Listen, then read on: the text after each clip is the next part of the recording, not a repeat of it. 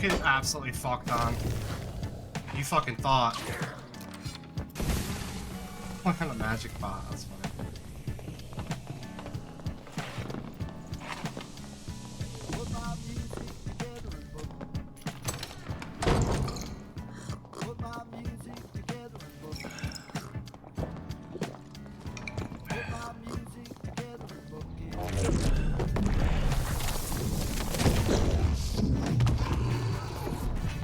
Door to door.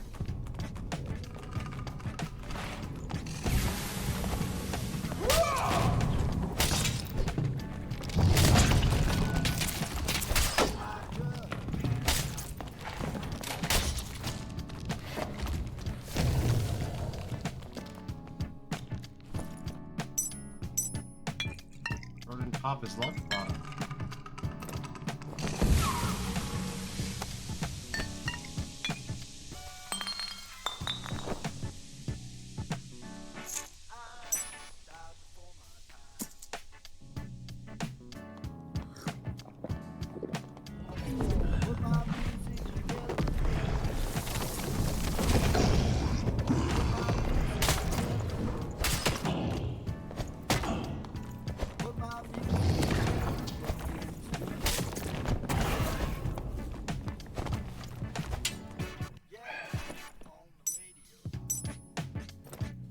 He's scared, chat. He's scared.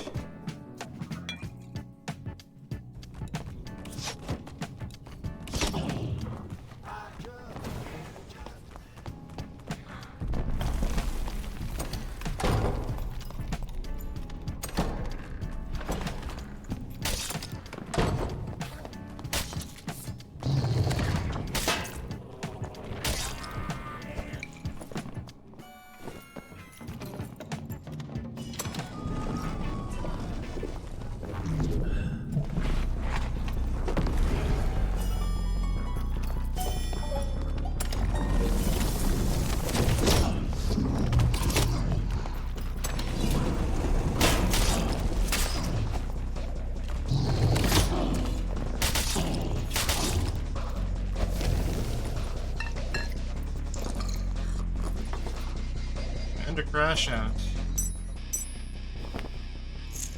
Get the gear. Very optimized.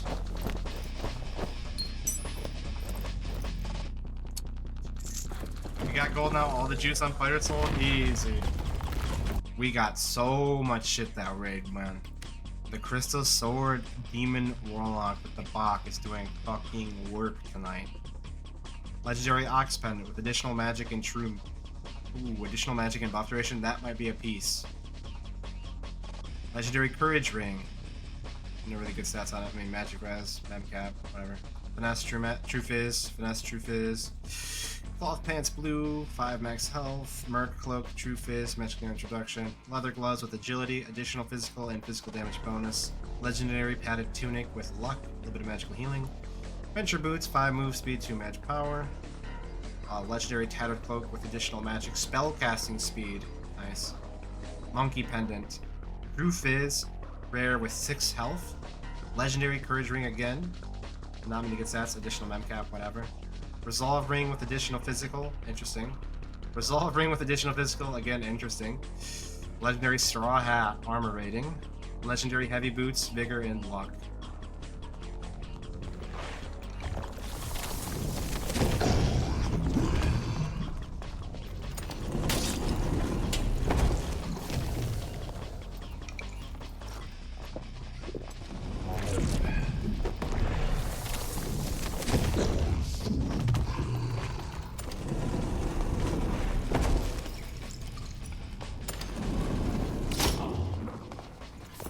It was BoC.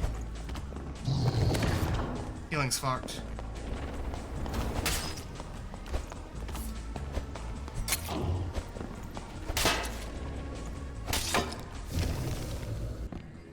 Every god. Oh my god. You have some loot for me, sir. Yes, you do. Yes, you do. Look at this. Legendary, legendary, legendary. Oh, this calls for an epic loot review. I. Get your aprons ready, because we're eating good. First up, Frost Amulet. Purple, action speed, magic resistance. Flying Cuirass, max health roll. Rondel Dagger, purple, add weapon damage. Rogue Cowl, no really good stat on it, but it's fucking legendary. Oh, never mind, it has physical damage bonus on it. Oh shit. Loose Trousers with max health. 5 on a purple. Legendary Necklace of Peace with buff duration. Legendary Vigilant Cloak. Ring of Quickness with action speed. Ring of Courage with true physical damage. Legendary Ring of Finesse. Another Ring of Courage with action speed and true fizz. Legendary Wanderer attire with PDR on it and memcap. Legendary Riveteds with action speed. Another legendary Ring of Finesse with buff duration and add magic damage. Ring of Vitality with additional physical and buff duration. And a Frost Amulet with buff duration and action speed on it.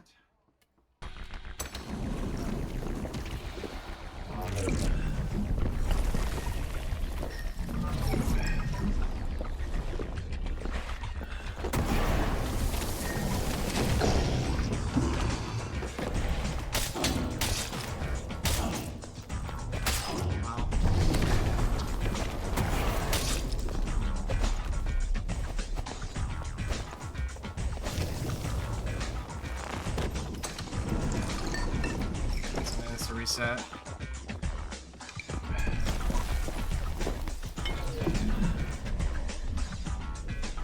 I need to BoC him and not get BoC'd by him. That makes sense.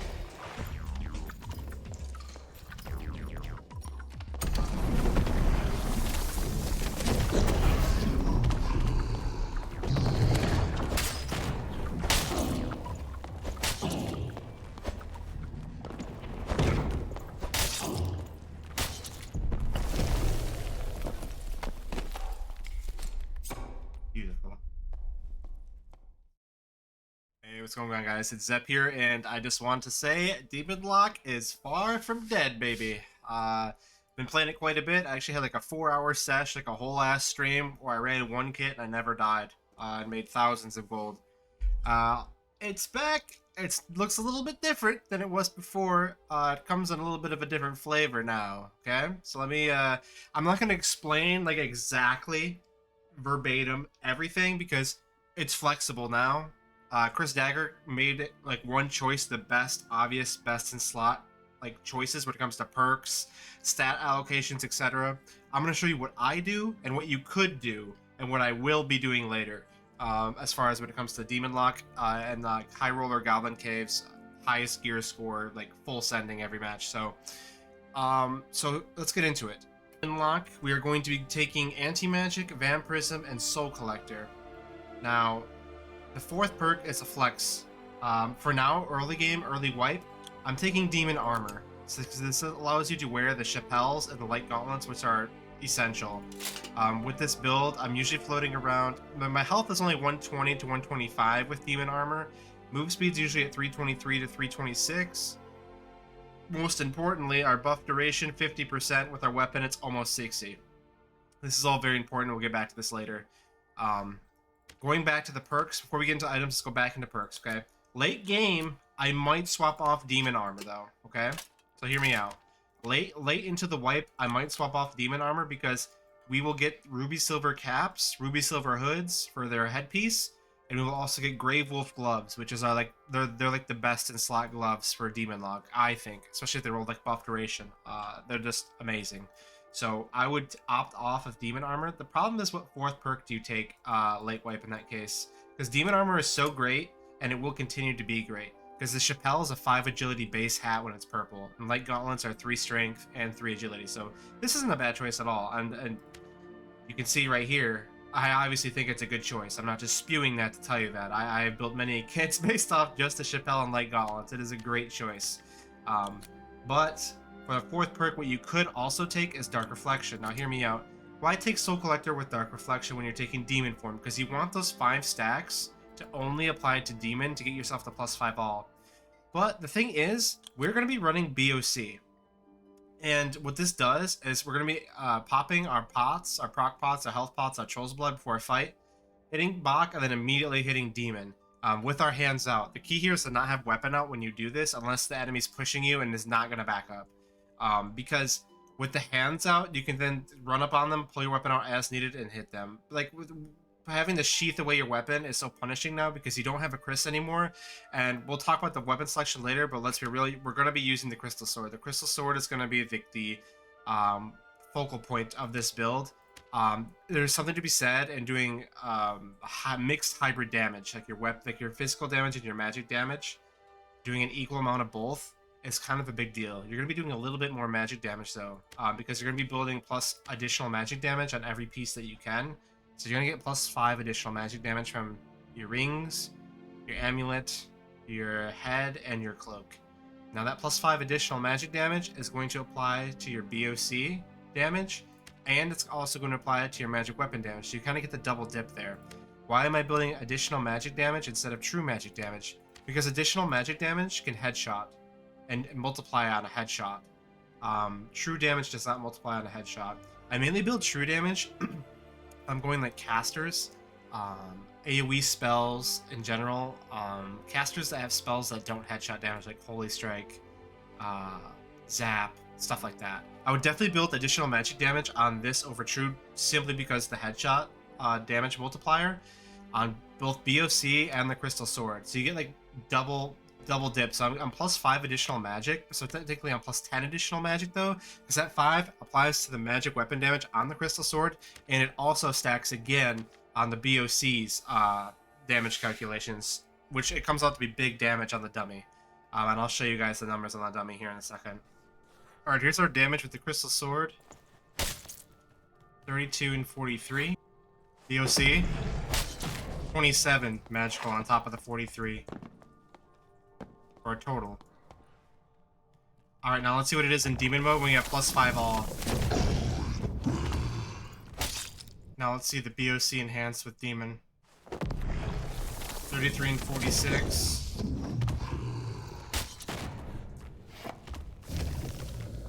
I used to run Phantomize on this, and this was really nice, and it's still great. I think when the leaderboards open up, I might take Phantomize again for like boss farming and such. But right now, since in the GC caves especially, the gold pile, they've removed the ability to get golden coin chests, which is the best drop you can get really from goblin caves in general. And the point of doing those bosses, I mean, the gold is nice, but basically it's not worth it to run Phantomize to do the bosses when you can't pull golden coin chests from the piles in goblin caves anymore. I'd rather have BoC as a tool. This completely fucks over Rondel fighters. Their second wind will heal fucking nothing. And on top of that, the magic damage on this, on top of the magic damage from your Crystal Sword, completely eradicates them. I really enjoy this build right here, just running the demon armor with this, with the Chappelle and the light gauntlets. But as I was saying, you can run Dark Reflection. The most important thing is to get your 5 stacks and not get hit by mobs. Because if you do get your 5 stacks, you need to save that for demon form. To get the plus 5 all in demon form, if you get hit, the stacks of Dark Reflection, or the stacks of Soul Collector will go away if you get hit, because Dark Reflection gets amplified by Soul Collector. But you need Soul Collector to amplify Blood Pact instead, your demon form. So if you get the 5 stacks, if you're able to go demon, get your 5 stacks, and be at like a 327, 328 move speed after demon, and catch your target and hit them, and force them to hit you, them taking Dark Reflection for free is massive. Because you can because of your move speed, if you're losing a trade, you can disengage, and because you'll probably have Troll's Blood, Health Pot taking, it's going to be amazing. Just a brief overview of why I take what I take. Antimagic is kind of obvious. 25% magic damage reduction is really nice. Although this does not work against like passive, like plain magic damage. It doesn't work against Crystal Sword magic damage. It doesn't work against BoC, I don't believe, and I don't believe it works against Curse of Pain from Warlock. There's a lot of things that are magic that Antimagic doesn't apply to, but what it does work against is what it needs to work against, like Fireball, shit like Ice Bolt, you know, stuff like that. Some people say that Zap may or may not be coded as Divine Magic, so it does overcome Antimagic, but I'm not sure. I do not know. But overall, it's very nice to have in general. Now, I'm going to take Vampirism. Arguably, I would say Soul Collector is the most important perk to take because it gives +5 all to your demon form. But Vampirism is easily the second most important perk you can take, and here's why. And it mainly has to do with the exploitation strike on the demon form. You're going to be healing for 20% more each time you hit the enemy because it's a lifesteal on hit ability. But also, this Vampirism is going to make you heal 20% more off of all your Troll's Bloods and also any health potion that you take as well, which that is a big deal when you factor in the buff duration being like 50 to 60% when you're geared. You're taking so much for so long, and you can literally attack somebody, lose the trade, disengage because of your move speed. As long as they don't have as long as they're not a ranger or have a crossbow, you're basically going to be fine, and just keep running around corners, and your life is going up way faster than they will anticipate. Hit yourself with a few green bandages and get turned right around the corner. Your BOC's back up off cooldown, your Dark Reflections back up off cooldown, and your Exploitation Strike on Demon Form is back up off cooldown. So boom, you got 3 cooldowns to work with. So actually engaging and disengaging if you can is really important, and it works really well against, you know, those tougher enemies that you can't really burst down with one all-in. Very good for that. So that's why I always choose to run Vampirism. It's just really good for resetting, really good for mid-sustained fight. If I see anybody who looks juiced, I'm about to fight them, I will always drink a Troll's Blood. I usually almost always take 2 Troll's Bloods in me with in any match per any given time, because, I mean, they're not that expensive, to be honest. They're like 400 gold right now, which isn't that bad at all when you think about what it gives you. If you're spending 400 gold, and that means you're able to kill a juicer and get his kit, which is worth 3,000 to 5,000 at this time. You know, prices are still kind of low, early wipe, but this is a very cheap investment, and the Troll's Blood will go the farthest on this build, more so than any character or build in the entire game. You're getting way more mileage on a Troll's Blood when you're running Vampirism, and you have 50+% buff duration. Like, there's just no other way around that. It's not a bad investment. That's why I have so fucking many, because I'm buying the shit out of them before the price goes up, and it very well might. Sometimes, when videos get made on YouTube for certain guides, certain items, certain specific stats on those items, the prices on them skyrocket. I don't know enough about that, though. I don't know anything about that much, you know what I'm saying? I don't know about that, huh? I'm going to tell you some things to aim for stats-wise that's really going to help you build this. It's very similar to when we still had the Kris dagger. There's a few things that have changed a little bit. First off, the core of this build is the Rubysilver vestments at the moment. Or you can use Warden outfits or even Marauder outfits. It depends on the price. It's going to be one of these 3, right? Number 1 stat, buff duration. Second stats to look for, max health bonus, additional armor rating, +2 agility. At least on the vestments. You can't get plus agility on Marauder and Warden because they already come with agility. So yeah, like buff duration is the number 1. Then you want health, agility, armor rating, action speed, dex, stuff like that. So like this is an example. It's probably one of my. This one's like strength, buff duration, action speed. Here's some of the stuff I would buy: agility, buff duration, armor rating. This 2 agility, buff duration, 2 strength, 2 agility, buff duration. 2 agility buff duration, 1 agility, 1 strength buff duration, 2 agility, 2% action speed buff duration. Because there's a quest out right now, and a lot of people are getting that quest done, these are flooding the market. The supply is so high, and they're giga fucking cheap, boys. Why are these so cheap? Everybody wants Rubysilver vestments on their caster. They want Rubysilver vestments with like 3 magical healing for the Torture Mastery Warlocks. They want Rubysilver vestments with like magic power and knowledge for their wizards, or for this caster like high drain locks in general. Any Rubysilver vestments that have primarily melee stats are cheap as fuck, and that's why I'm buying them. Normally I would buy something like this, this is a Warden, has buff duration, max health bonus, and armor rating, or something like this. This is perfect. Marauder, 6 health, buff duration, and 6 magic power again, or 3 magic power, because that's 6% extra magical damage bonus on our BoC on every Crystal Sword swing. But yeah, for now, I'm going for the Rubysilver vestments. Later on, I might go for the Marauder outfit, but there's no denying the Rubysilver vestments right now. Like, my PDR is only between, like, 22 and 24 with this kind of build. But if I slap on the Marauder, watch what happens to my magic resistance. I'm at 22. I go to 10. I lose 12% magic res, and I gained, like, 2 to 3% physical damage reduction. To me, that's not worth it. I would rather have 12% magic res and just lose 2% PDR. Granted, this PDR is not where we're going to be at when we're fighting, because Demon Form does give us 50 health, 30 armor rating, and 30 magic res. So it is, those numbers are going to be juiced up a little bit. So we're not going to be that weak. It's probably going to be like this 23.7% PDR is probably going to be like 30-ish, 31% when we're actually fighting. Okay, I'm going to talk gearing as far as demon armor goes for early wipe, and I'm also going to talk gearing as far as taking this off and putting dark reflection on for the light wipe. I'm just going to be brief. I'm not going to go over prices or anything. I'll leave you to do that on your own. I'm just going to show you what I go for or what you could go for to make this brief. Headpiece, we'll just go top to bottom. Headpiece, Chappelle for always purple. You want the 5 agility. You want additional magic and buff duration or true magic and buff duration. Third stat is optional, but you can always find something good. Like this has physical damage bonus. This one doesn't have anything good because it's mem cap. This one has regular interaction speed. I actually like that because with a high agility, you're actually opening doors very fast. Rubysilver vestments, again, I kind of mentioned this. Buff duration and agility, I think, are king with this particular piece. Armor rating's really good. Health is really good. After that, you want like strength, dex, action speed, etc. Stuff like that. Light gauntlets, you're going to want to search up buff duration and either vigor or buff duration and health, personally. Like this one has 2 vigor, 3 health. Like this is the perfect, this is the best glove in the game, I think, for this DEMONLOCK build with demon armor. Something like this. And this was, again, this was like 200 gold, 300 gold, because it's early wipe and people are selling shit for scraps because they want all the gold they can, and people don't know the value of shit, and you can take advantage of that. For our legs, we're going to do loose trousers with health and buff duration most of the time. If there's a cheap enough deal, I'll not get health, but I'm always going to get buff duration. Like this one has 2 dex, 10% buff duration. This is kind of emulating like a Brave Hunter's pants almost, because Brave Hunters I think have 4 agility, 4 dex, something like that. But those crafts aren't in the game yet. So once those crafts are in the game, you're going to replace loose trousers with Brave Hunter pants with buff duration like 100% of the time. But yeah.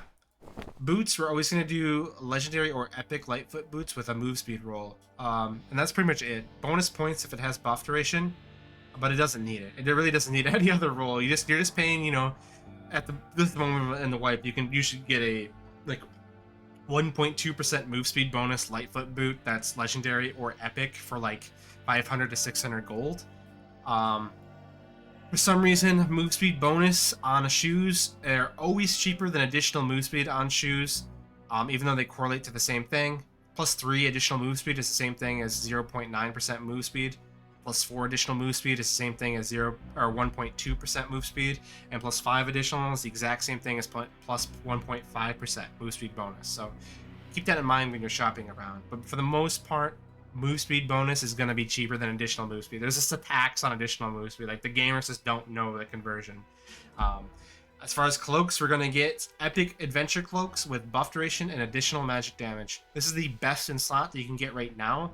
I think physical damage reduction or health is definitely the best third thing you can get, although I don't really care what the third thing is. If I can get one with buff duration and additional magic, that's good enough for me.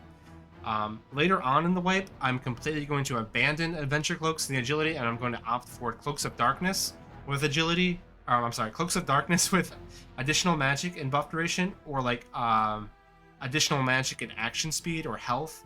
Additional magic is going to be the core. I might not 100% want buff duration on cloaks of darkness because it's kind of hard to get those and they can be really expensive, especially the higher move speed. Again, cloaks of darkness is a unique cloak craft that takes spider silk and arcane dark fabric later on in the wipe. We'll probably see this about 2 weeks from now.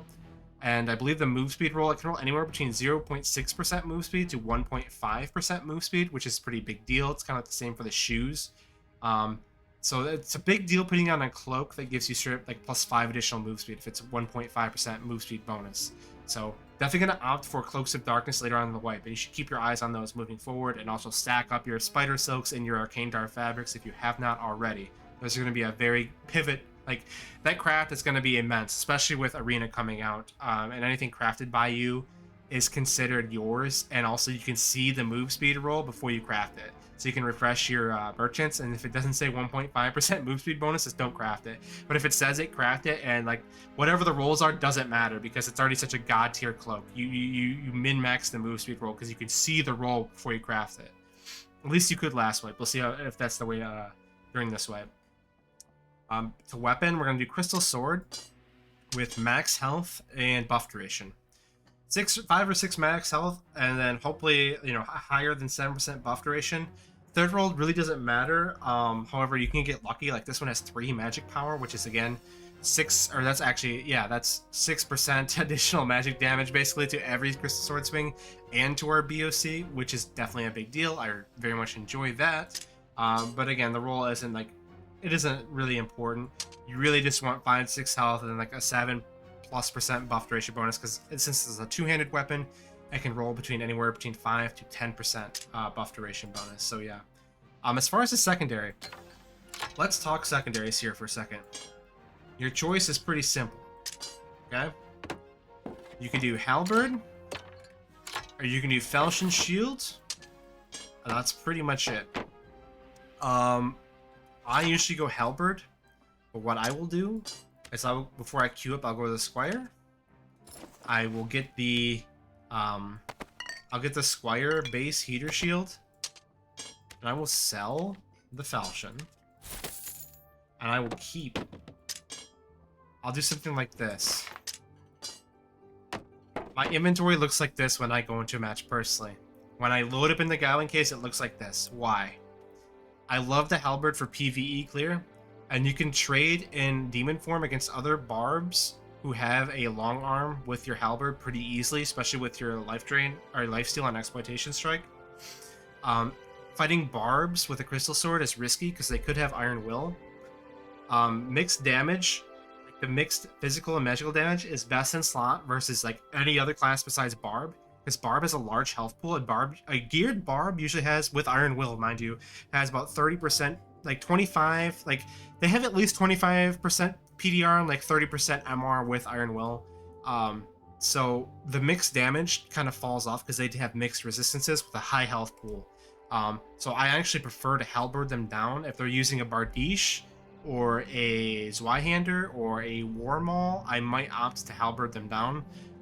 If they're using a Felling Axe, that's the scariest matchup. If they're a Felling Axe Iron Will Barbarian, because you don't want to sour spot your halberd when you're attacking them, because you want to attack them from a range to hit just the perfect spot to do the max damage, which is that head of the halberd. So that can be a scary matchup, to be honest. But I usually run the heater shield, just the Squire edition. I'll keep it on my person for two main reasons, right? One, Ranger Shotgun.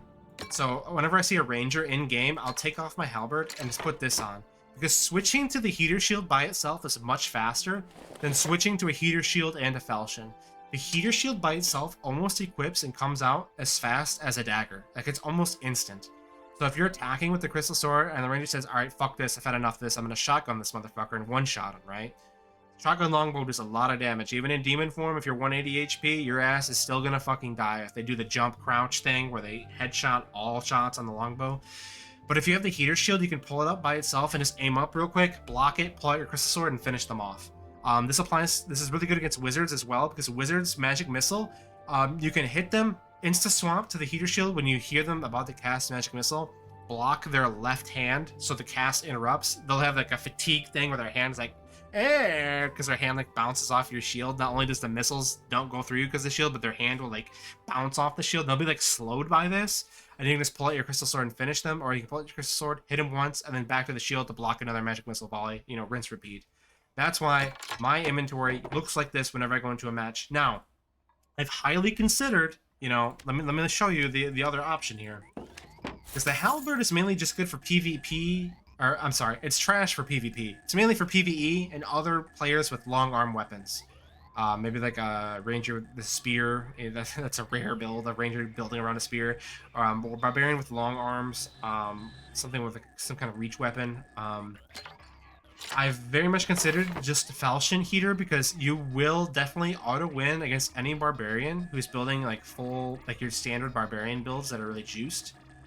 They have a lot of damage and a high action speed. You will have an easier time with them if you have a good enough Falchion and a heater shield with double PDR rolls. Based off the wiki, we should be around 40% PDR with our shield out in demon form, if it's a double PDR shield, and plus with the plus 30 armor we get from demon form. 40 armor rating is really fucking good against barbarians. I wouldn't opt for the armor rating against fighters because I'd rather use a crystal sword against most fighters, like rondel fighters and plate fighters. If they're a slayer fighter, I might opt for Falchion Heater Shield if I brought it. But yeah, the Falchion Heater Shield really good against like slayer fighters and barbs. But for the most part, you're gonna have a pretty okay time just running Halberd Crystal Sword, I think, personally. Crystal Sword's going to be your tool for killing most players. Rogues don't have a high magic resistance at all. Rangers don't have a high magic resistance at all. If you get into if you get to a wizard, it doesn't matter how high their magic resistance is. They're fucking dead. Especially if you brought the heater shield as a switch, to be able to switch real quick. As soon as I see a wizard or a ranger that I'm about to engage, I always switch to my heater. Just to have that secondary there to be able to block any magic missiles or a shotgun from a ranger. But yeah, I think overall Crystal Sword Halberd is a fantastic combination. So I've talked about running Demon Armor, and we're just running this for the Chappelle and Light Gauntlets. It's just the same as before with the Kris Dagger build on the old video I made, right? However, you can do a alternate builds, because later on we are going to do an alternate build. Later on in the wipe, when the Rubysilver caps and the Gravewolf gloves comes along, because those are going to boost our health. Like our default health is going to be like 130 without health rolls, and it's going to be really good. The Rubysilver cap and with agility and buff duration ideally, and then like a Gravewolf gloves with buff duration and action speed ideally would be perfect. So we're going to hunt those later on in the wipe when the crafts do become available. But for now, if you want to do a build that doesn't have demon armor, what this will do is it will lower your move speed by a little bit, but it will increase your health by a little bit. So let's just do the comparison here. We're at 121 health, 324 move speed, 23, almost 24% PDR. Okay. So let me do an example. Let me take these off. Let me take off Demon Armor and put on Dark Reflection.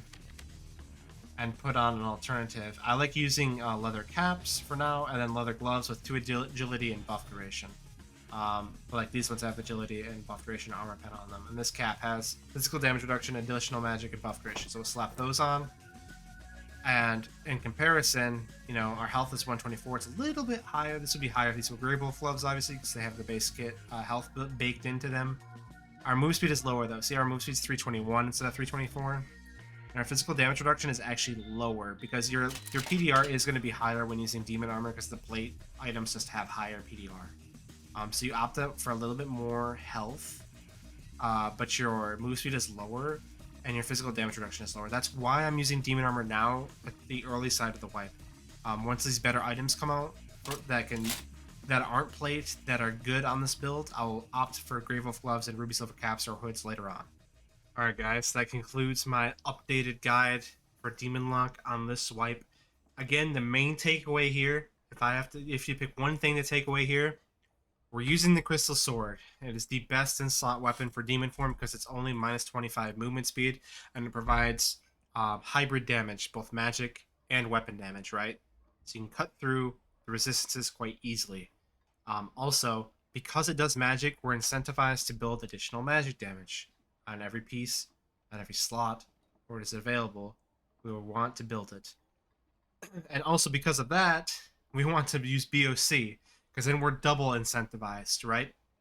We build additional magic, the additional magic applies to the Crystal Sword damage, and also applies to the BoC proc. So it's like we're double dipping there. And later on in the wipe, when we don't need Demon Armor, and we can take Rubysilver caps and Gravewolf gloves and not risk much movement speed, we were going to take off Demon Armor and put on Dark Reflection with the hopes that we will triple dip with our additional magic. Because our additional magic will apply to our Crystal Sword swings, our additional magic will apply to our BoC procs, and our additional magic will apply to our Dark Reflection. Now, one thing to note, the Dark Reflection does not multiply like it does on a magic staff. You have to bear in mind, Dark Reflection does 10 damage with 75% scaling. Now, on a staff, Dark Reflection does 10 damage plus the 8 magical damage multiplied by your magic power bonus, and then at the end, any additional or true damage you have is tacked on outside of that equation. But that's because it's magical damage. Now, Crystal Sword has 19 magic weapon damage. Because it's magic weapon damage instead of magic damage, It does not factor into Dark Reflection. It's not 10 plus 19 multiplied. No. No. The staff is 10 plus your 8 magic damage, then multiplied by. But for the crystal sword, it's just straight up 10 multiplied by your magic power bonus, and you add on any additional or true on after at the end. But even still, this 5 extra additional is applying to every crystal sword swing and multiplying on a headshot. That plus 5 additional is applying to every blow of corruption proc and multiplying on a headshot. And the plus 5 additional is applying to every Dark Reflection. So, in that sense, it does make a lot of sense to build either 5 additional or 5 true, whatever you see fit. I prefer additional just because it can multiply on a headshot. Sure, the damage gets reduced on a chest or a limb shot or whatever, but most time I'm hunting heads, and with the crystal sword, that first swing is pretty easy to get a headshot with. Personally, I think it is. So that's my plan for DEMONLOCK. That's my blueprints for the current iteration of DEMONLOCK. Magic damage BoC lock.